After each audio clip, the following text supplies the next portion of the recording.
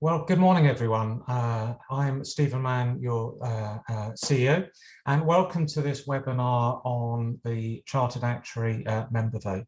The purpose of today is twofold: to give you a bit more background on the thinking behind the proposal to ask you to endorse Chartered Actuary, but more importantly, to give members all the information you need to be able to exercise the vote in whatever way that you want. So I'm Stephen Mann. I'm joined today by council members Charles Cowling and Malcolm Slee. There'll be plenty of time for questions, please, if you can fire those into the Q&A box. And my colleague Annette Spence, our Director of Public Affairs and Research, will ably MC those questions for the three of us as we go on. So I've got a few slides to talk to, but before we do that, I've got a little poll to get us started. So Waleed, would you mind just calling this one up, please? So right at the beginning of this, we'd be keen to understand, and it's described as a single choice, you can only vote for one of these as opposed to all three. Would you just like to give us an indication, just at this stage, how you intend to vote on the proposal to adopt the designation Chartered Actuary? So are you a yes, are you a no, or are you currently undecided? And it says at the bottom there, I can't vote. So obviously, please let us know. If you're able to fill that in now, that would just be fantastic.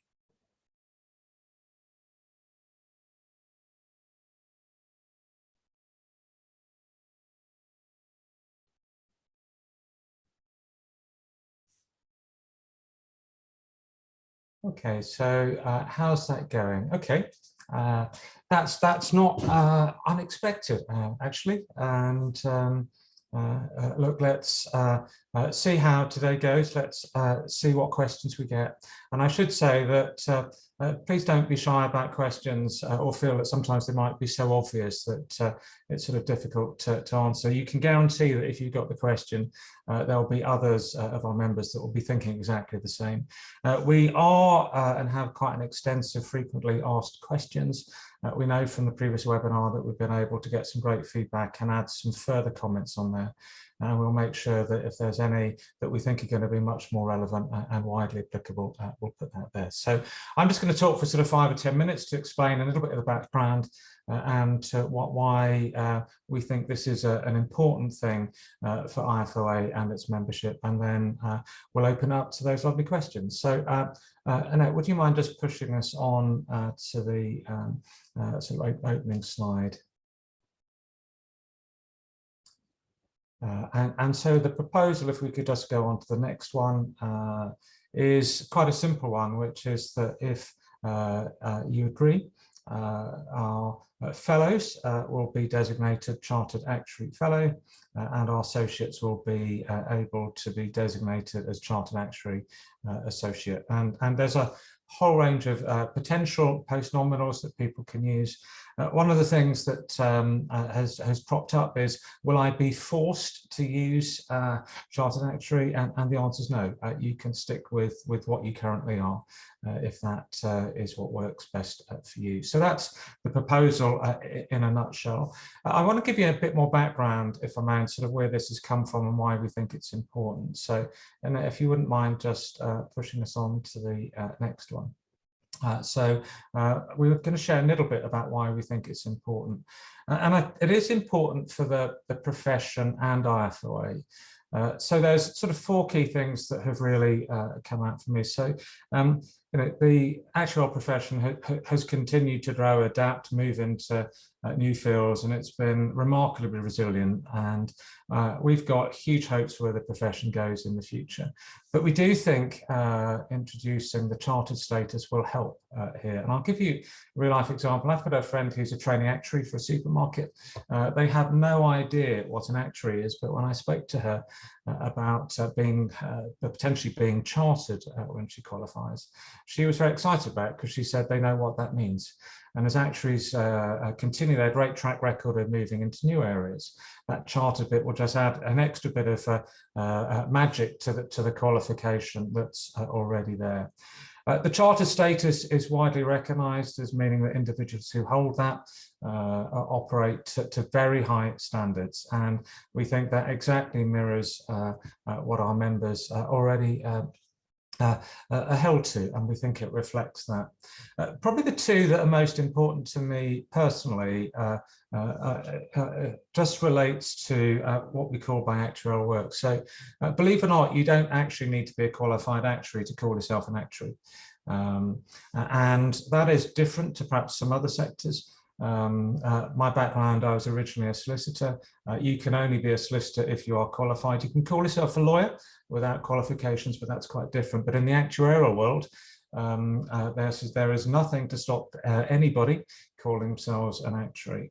And we think that by using the term chartered actuary, only IFoA members will be able to use that terminology. And we think that's really important. It enables employers to rely on the terminology chartered actuary to know that they're getting someone of quality and someone who's regulated to high standards.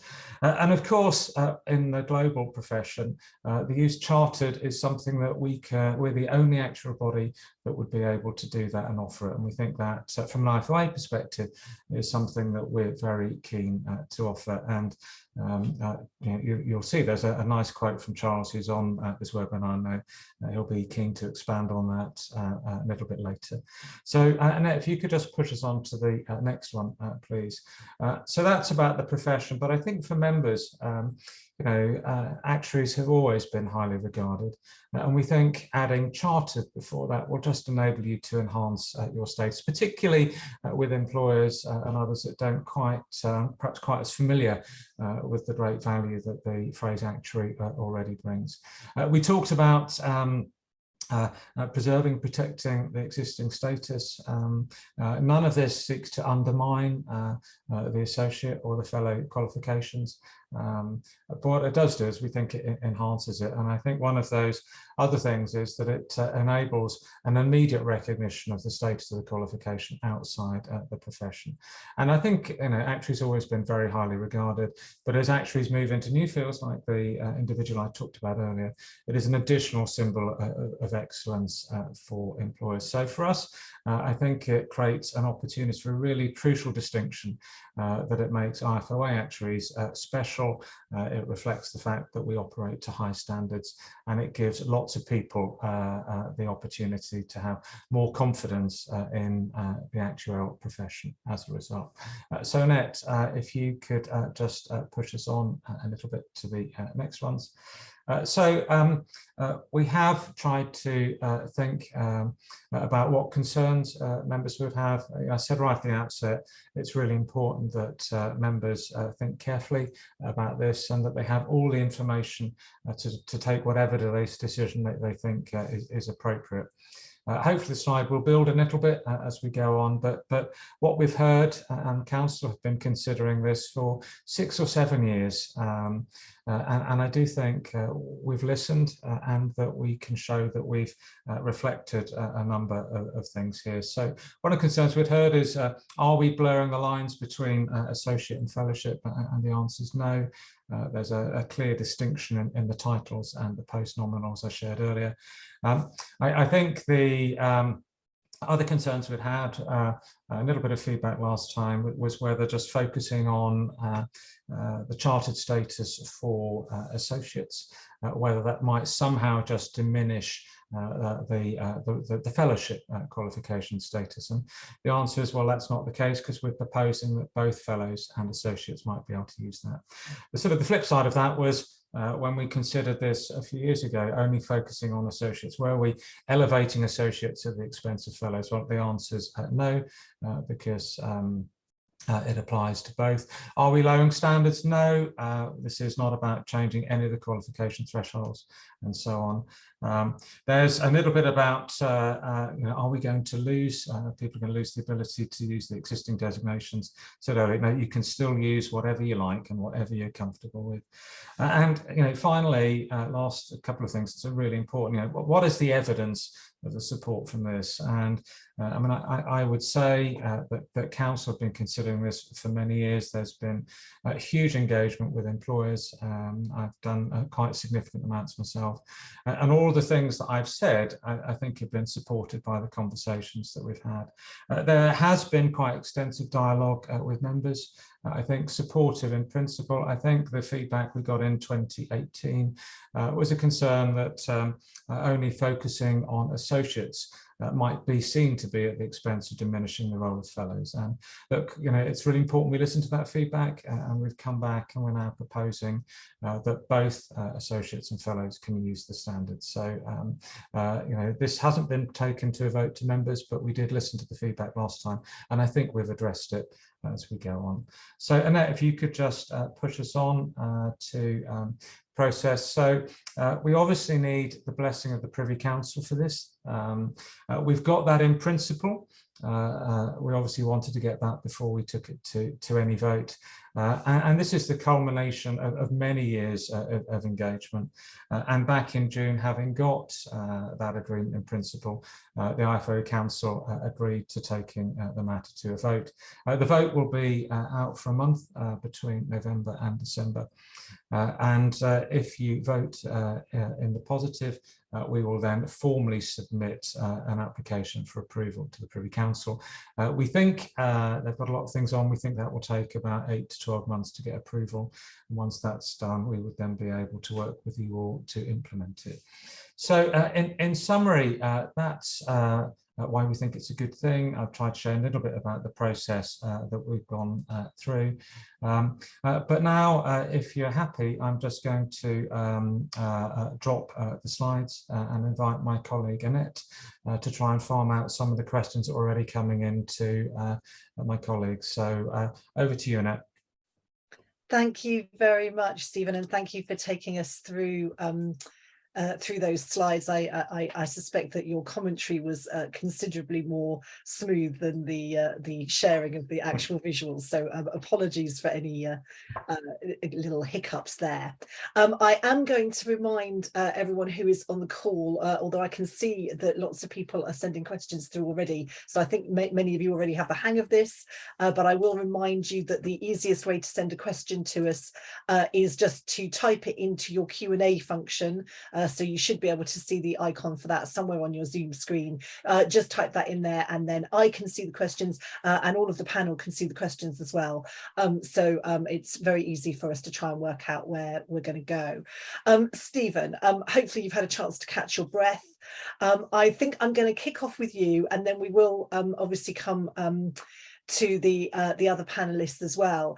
But I know that one of the questions that we get asked a lot around these proposals at the moment is, if I boil it down, is why are we including associates as well as fellows in the kind of categories of people that, if this proposal was accepted, would be able to use the chartered designation. So I wonder if you could maybe kick off with answering that. Yeah, of course. And look, the vast majority of our qualified actuaries are fellows, but associates are qualified actuaries, and that's the simple reason. We also know, looking long-term ahead, I mean, the fellowship level is clearly a gold standard of qualification. But it may be in the future that not every actuary wants to go that far and look at careers in different directions. They might want to stop at associate level, but the simple reason is that we want to be able to apply it to all our members that are qualified actuaries, and that includes associates as well as fellows. So that's very clear. There was a kind of related question, and I wonder if this is a good one to put to Malcolm, because I suspect it might be quite close to his heart, which is, if the chartered proposals went through, how does that affect the status of retired fellows? Yes, so I think my answer is my assumption, my expectation, rather than the absolute answer. But so long as you are still a member of the IFoA, you are still paying your membership fee. And as a retired, it can be the reduced membership fee. So currently, you can still call yourself FIA because you're still a member of the profession, still passed all of the exams. So assuming this goes through and you're still a member, then my expectation is you would then be able to call yourself Chartered Actuary Fellow. But I will just maybe 100% check that with the legal team, but that is what I would expect to be the case. And we'll add that to the FAQs, Malcolm. I agree with your initial view, but we'll confirm that and we'll put that in the FAQs. Yeah, I mean, I think in almost all respects, we treat retired fellows with all the same benefits and privileges that non-retired fellows have. So yeah, we'll clarify it in the FAQs. So long as they are still members of the profession. Correct. Left altogether. Correct. So Charles, I think I'm going to take you on to kind of the part C of this question, if I may, which is that there's a kind of a question that says when people qualify as an associate, they take that designation, if you like, straight away, even though they think they might, in many cases, go on to qualify onto the fellowship level. So is the kind of intention that people would take the chartership designation as soon as they qualified for it, if you like? So we did a few years ago change the education process and encourage people to qualify as an associate before qualifying as a fellow. In the old days when I was training, you could do the exams in pretty much any order, and you ended up getting to fellowship by whatever route you wanted to.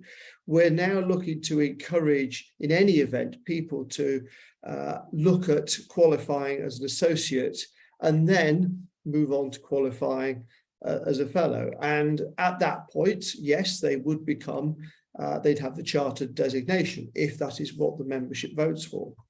And we see this as valuable because in today's changing world, the opportunities for people to move in different directions once they've qualified at the associate level, we believe are going to grow, and we want to help encourage that. So yes, the intention will be that people will aim first to qualify as an associate, and if the vote goes through, they become chartered associate, and then assess their career options, and if they wish to go for the gold standard of fellowship, then they would carry on, but they don't have to. They can pursue careers in other areas. Thanks, Charles. I think that's really helped to clarify on that particular point. So that's very helpful. Stephen, I'm kind of rotating around. I might jumble it up in a little bit, or maybe seek a second opinion on some of the questions. But clearly we're in a bit of a section here where there's a lot of interest around essentially how the designations will get used. And there's a question that is asking why the proposal is effectively for a chartered designation for associate and fellow, and then the qualification level to be in parentheses. And I suppose whether we considered making the associate or fellow part more of a full part of the designation, and if we did consider that, why we haven't gone down that route. Yes, that's a great question, and I think part in the question is let's can we have a degree of pragmatism here?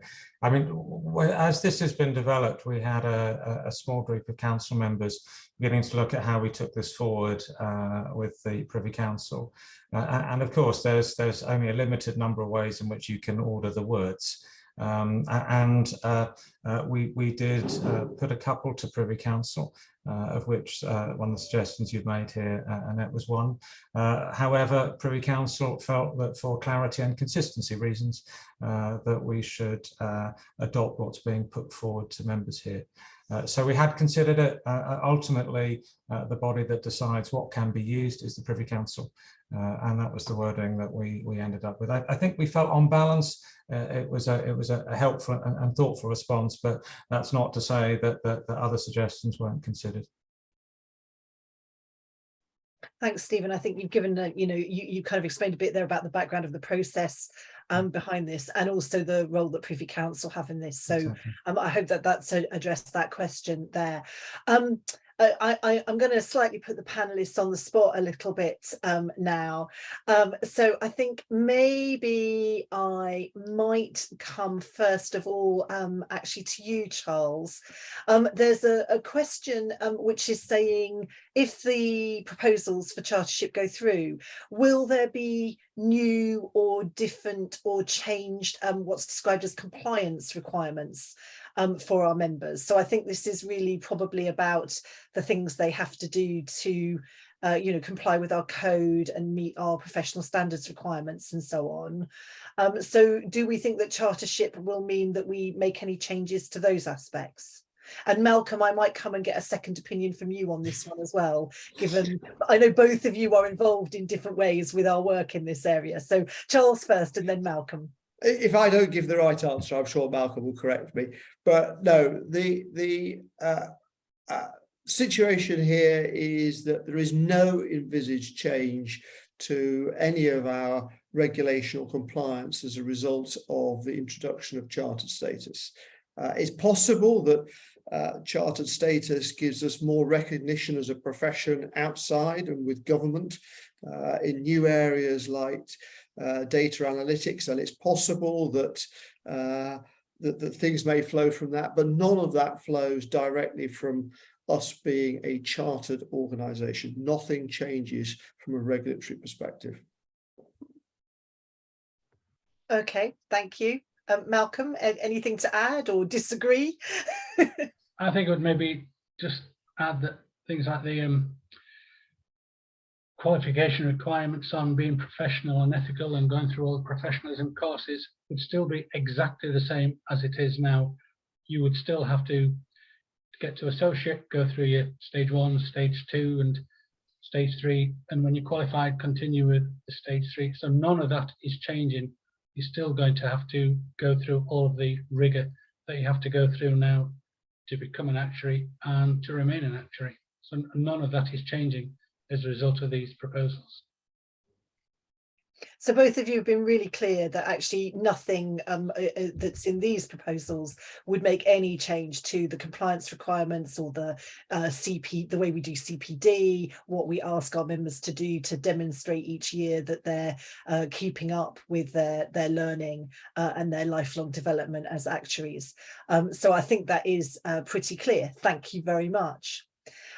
Stephen, there's quite an interesting question which says, how would these proposals affect those people who hold the CIRA qualification, which I believe has chartered as part of its name? That's a great question. I think the answer is not directly, but I would like to reflect on that one and make sure that it's a great question, that we answer that one fully in the FAQs. As I said, my initial view is that it won't affect it directly. I mean, what it should do is it should help enhance it, because it actually creates a family of chartered designations within IFoA. But great question. We'll reflect on that and give a more considered answer in that paper. Okay, thank you. I thought it was a really interesting question, given that the CIRA qualification has been around for quite a while. So actually, kind of, where does that take us? I'm going to ask one of the questions that's in is a very factual question, but I think it's a really important part of the process on this, which is essentially, what is the voting threshold on this? So do we need 50% of members who vote to be in favour, or 75%? So It's I mean, maybe 50%. Stephen, that's for you. It's 50. Yeah, no, it's 50%. Okay, so that is a nice, clear, straightforward one. And I am just taking another look through the new questions that have come in. Sorry, is it worth maybe just adding on the voting?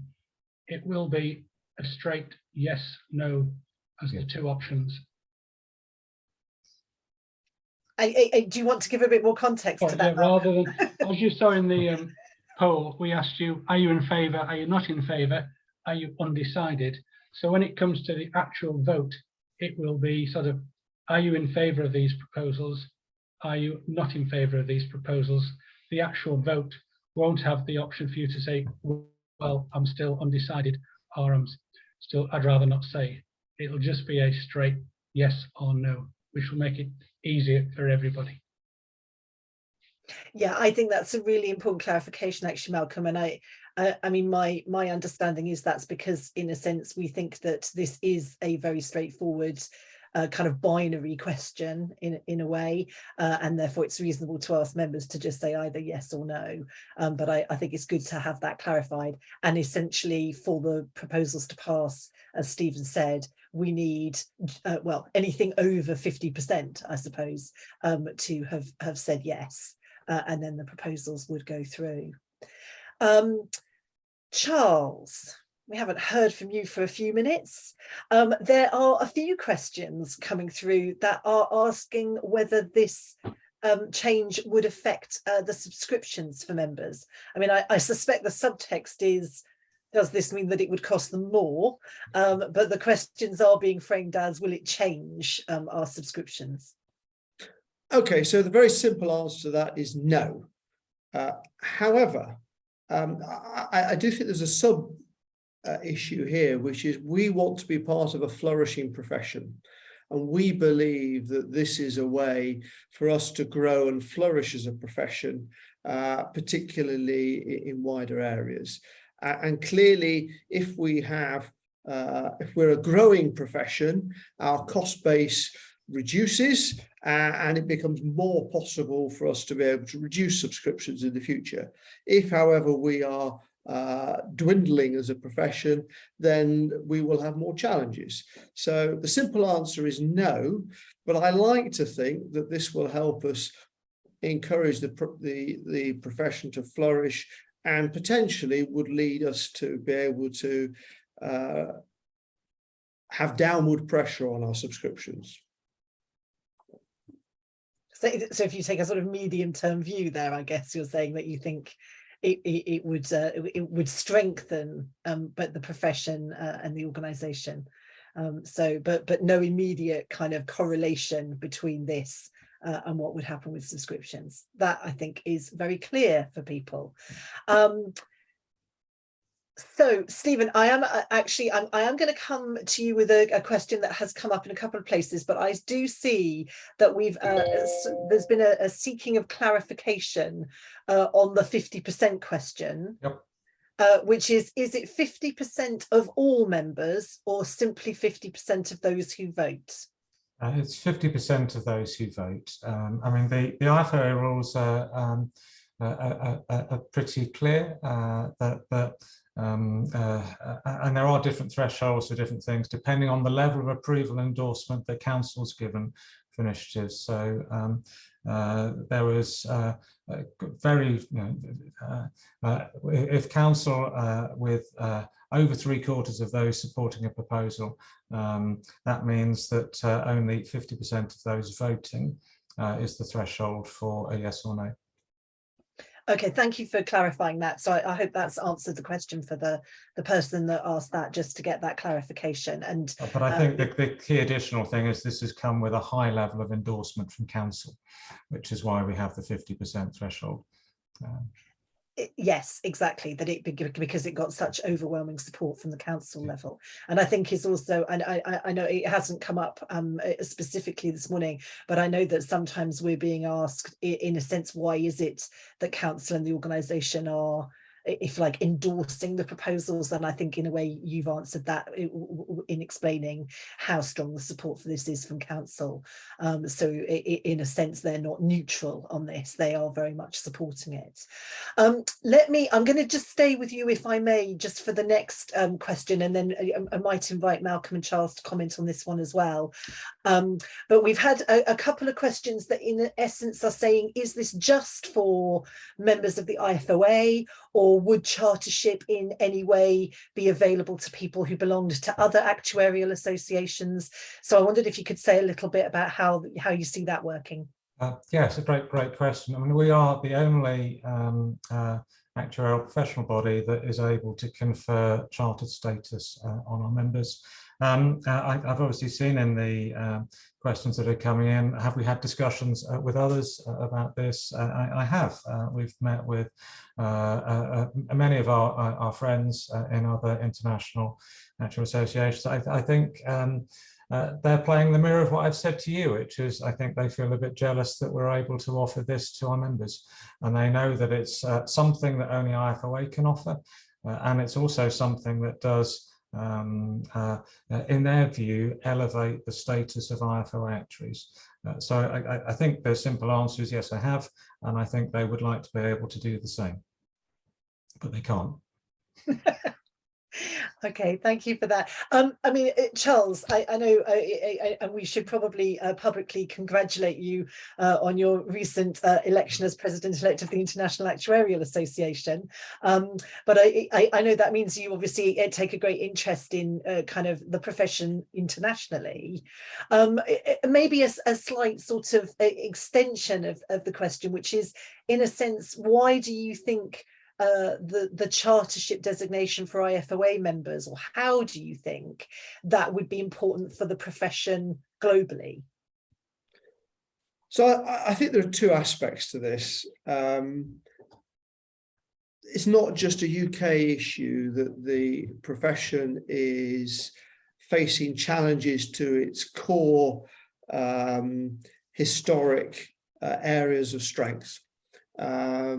Across the world, actuaries in traditional areas are challenged by changes in society and changes in the way things are done. And the role of actuaries in pensions and insurance isn't as strong as it was. And across the world, actuaries are breaking new ground, very excitingly, I have to say, in areas like banking, in climate change, in data analytics and AI, in a whole host of new areas. And like the IFoA, the IAA is keen to encourage the growth of actuaries in different areas. We don't see why other professions should be able to crop up all over the place, whereas actuaries are restricted to their areas of historic practice. We feel that actuaries have got a huge amount to offer in a world where risk, where data, where finance and economics and projecting the development of future of financial institutions and others is increasingly important. Risk management is increasingly important. Data analytics is increasingly important. New challenges like climate change are coming around, and actuaries want to be there. And that's one of the reasons that in 2019, the IAA agreed that associates would be deemed as qualified actuaries. And that was something that applied across the world, because we saw that from an IAA perspective as being a way to encourage actuaries into new areas, to draw new actuaries into the profession who didn't have a career view of going into pensions and life assurance, but had a desire to make a difference in the world in an area like climate change, and for whom a traditional fellowship qualification wasn't necessary for them to be able to do that. And we're seeing that become increasingly successful.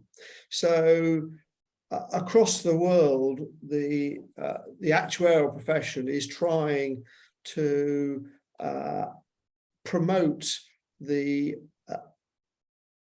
ability of actuaries to offer solutions to the many, many challenging problems that the world faces. Clearly, we can't solve everything, but we do believe there is a lot that we can do. And climate change and the pandemics have been two recent areas where we've contributed hugely. In terms of the chartered designation, the rest of the world, as you've already said, doesn't have the ability to do that, and they're somewhat jealous of our ability to be able to give that status. In the UK, chartered is very much synonymous with being a professional, whatever area you work, and it's that professional status, whether it's at the associate level or the gold standard of the fellowship level, that we believe chartered brings. I'm pretty sure that if other countries had something similar, they would be looking and exploring ways of doing it, but they don't have the history that goes with how the UK organises these things. Chartered status is a very peculiarly British heritage designation, and we want to take full advantage of it. So, yeah, this is part of change internationally for our profession, and it's a way for us as a UK body to not only put our sort of seal of approval on it, but to do it in a way that enhances our profession. And for those who have no idea what actuaries do, the status of chartered at least ensures that there's a recognition that we are professionals with everything that carries in its importance and weight and responsibility. Thanks, Charles. I think that's been really helpful to kind of explain kind of the overall benefit that you see this having for the profession, albeit, as you've said, it's in a way a particularly UK opportunity because of the Royal Charter and so on. And it strikes me as quite an interesting reflection of the IFoA itself and the way that we're an international membership organisation, but obviously have quite a long heritage that is rooted originally in the UK. So I find it quite an interesting reflection of that. Thank you very much. Sorry, Annette, can I just add a point there? In that, yes, please, Malcolm, do.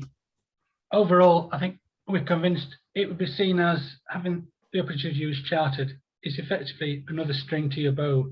It's an added sort of bonus as such, and it would help in the career, in particular if you're moving into new areas. But looking at one of the other questions which came in, and going back to Stephen's introduction, if you as an individual are working, shall we say, in a traditional area, when you think, I'm not sure it would really help me, and nobody would be forcing you, to use maybe too strong a word, to say you have to use Chartered Actuary Fellow, or you have to say you're a CAT Fellow. It's up to you. If you think, I want to just carry on using FIA, that's fine, you can do that. Overall, we think that Chartered Actuary Fellow and Chartered Actuary Associate will be good for members of the profession, but nobody is forcing an individual to say, you really must do this, it's compulsory. I think that's a really good point, Malcolm, in that, in a sense, what it provides is choice for qualified members if the proposals went through, but absolutely no compulsion. And I know I've seen a couple of posts on social media kind of making that point as well, and saying, actually, it really just gives us options. So I think that's a point well made.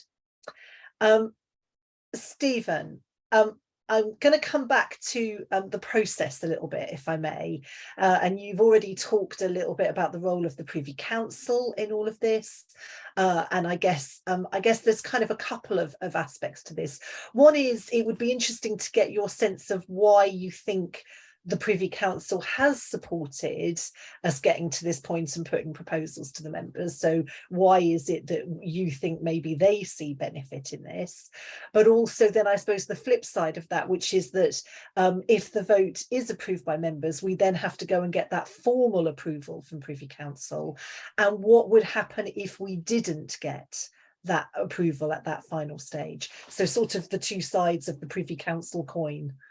Yeah, no, thank you. And it's a great question. I mean, we can't do anything without approval from the Privy Council. I mean, they are advisors to the King, and they are the only people who can confer the essence of chartered status. Obviously, it would have seemed a bit odd to have gone to a vote and then asked the Privy Council, what do you think? So what we've done is that we've got preliminary and indicative approval. That has been a 3 or 4 year exercise, as I understand it, going way back. They don't dish the titles out easily. They are very keen to make sure that any organisation that is able to be a chartered body operates to the highest of high standards. And part of the dialogue we've had with them is to make sure that in this proposal that they are comfortable that only the highest of the highest are able to use this. So what we've done is that we've got indicative approval. And as I said earlier, there've been some good exchanges on what level of language and nomenclature that they're content with. Had they been unhappy with the proposal, we would not have taken it to members. That's always been a precondition of doing this. So we have indicative and conditional approval, subject to members agreeing that we will then formally submit the documentation along the lines that's been indicatively agreed and seek approval. And only then will it become implemented. I do know in the chat that there's a few other questions just on processes. And in particular, questions about some of the ongoing litigation and other legal issues. I mean, it goes without saying that we never comment on live cases publicly. That's certainly not the right thing to do. But if we thought that there was a material impact on this, we wouldn't be progressing. And we don't believe that to be the case. Thank you. That's been, first of all, I think the clarity around the Privy Council and, in a sense, the importance of understanding, or at least having an indication of their support before we got to this stage. So that's very useful. And then, the clarification around how we always deal with legal matters in this and in any other situation. So thank you for that. Malcolm, I'm going to come to you next, if I may. There are a few questions which are really asking, isn't it a bit confusing that we would give people choice if these proposals went through? And wouldn't it be better for us to be a bit more, prescriptive, perhaps, about what designations people should use? So I wondered if I could ask you to comment on that, and then I might also come to Charles and get your views on that. So just, will it be confusing for people that they can choose what they call themselves?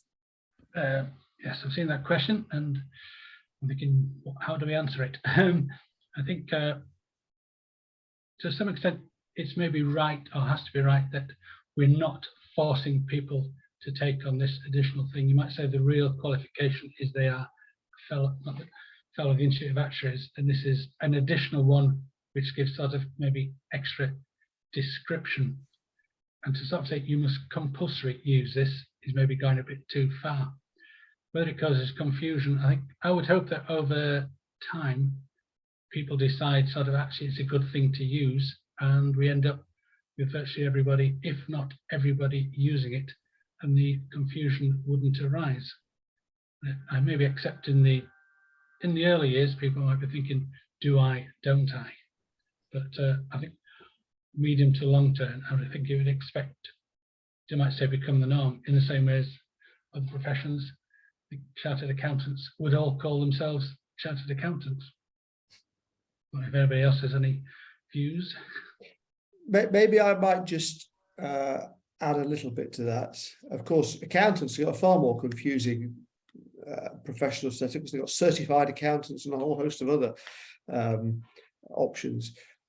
This was a concern of the Privy Council, and the Privy Council and others, in fact, other bodies that regulate actuaries,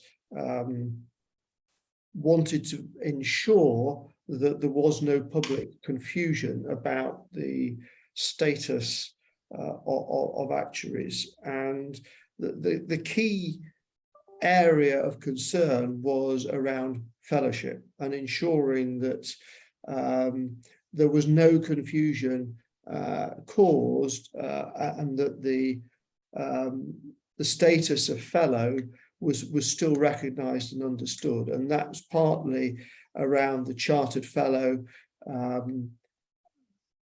the chartered actually being connected to the fellowship qualification very clearly.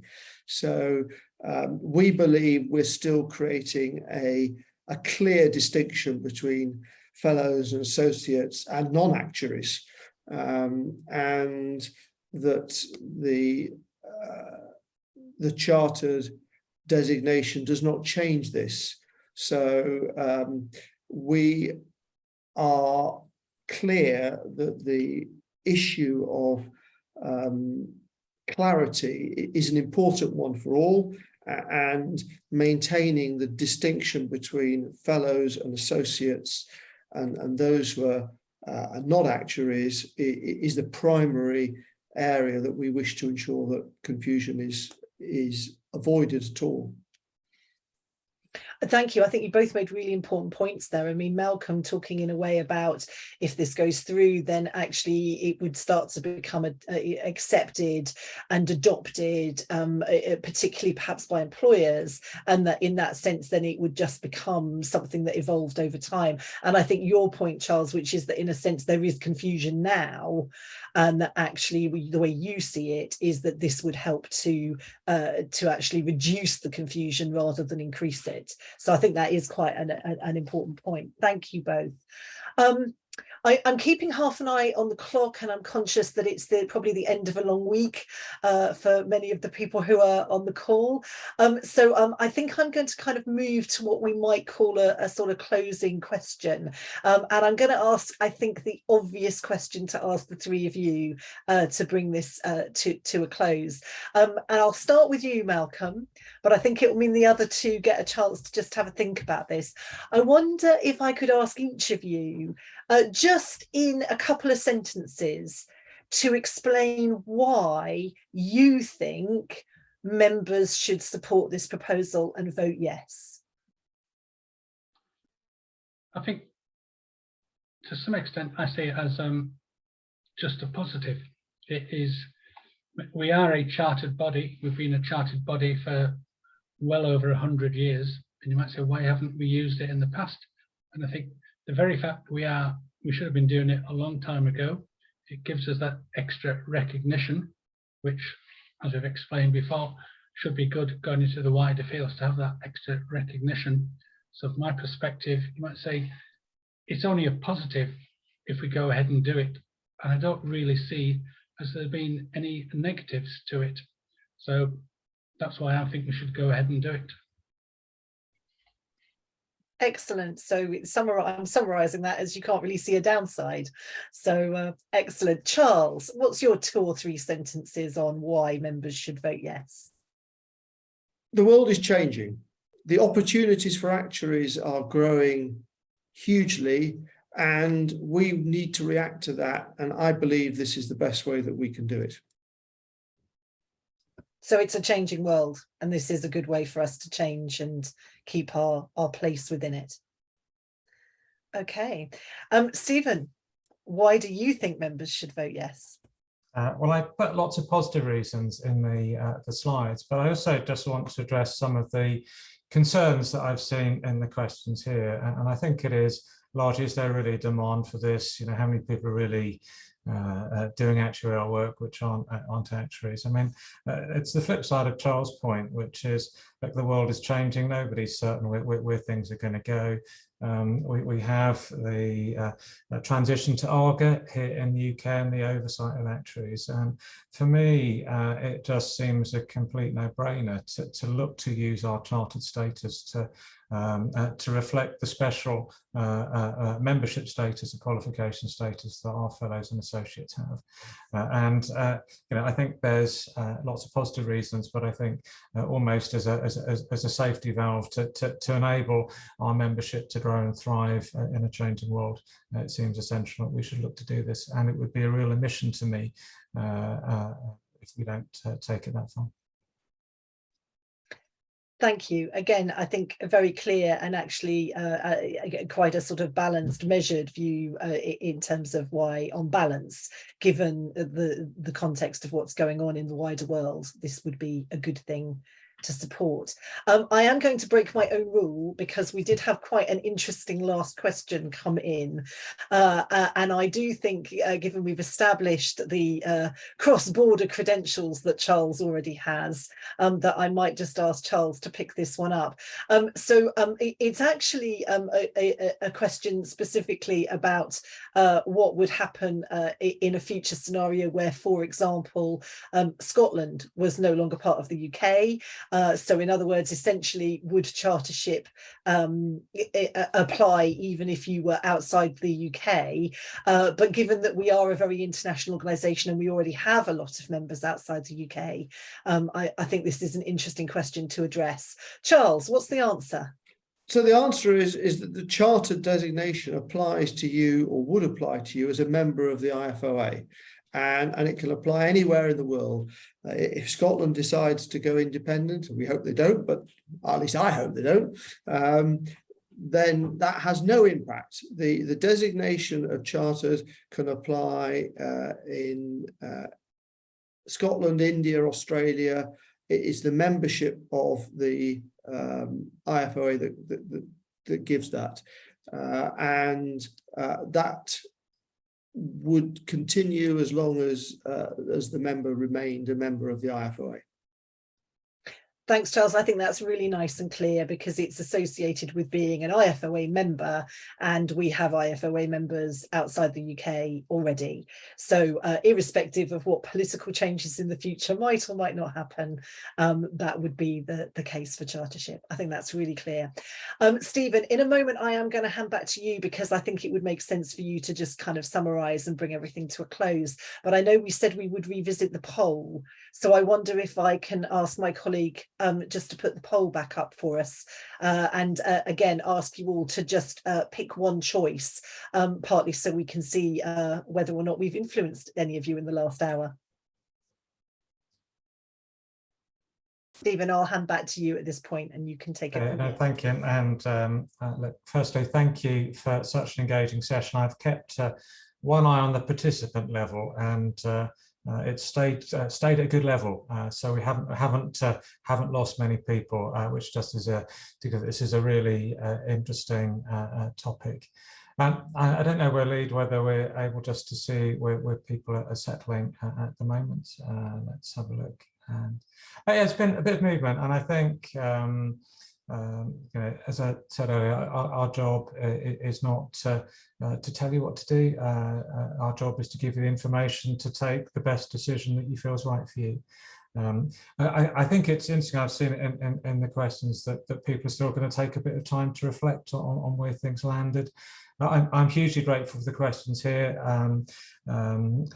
We have thought about this at IFoA for many years, but that doesn't mean that we have necessarily all the answers to some of the detailed questions at our fingertips. So we have been preparing frequently asked questions. There's definitely a couple that we picked up today, I think, in that we will make sure get picked up. But finally, just to thank you for all the support you give IFoA more generally, and thank you for your engagement in this important topic. Thank you so much. Thank you. Bye.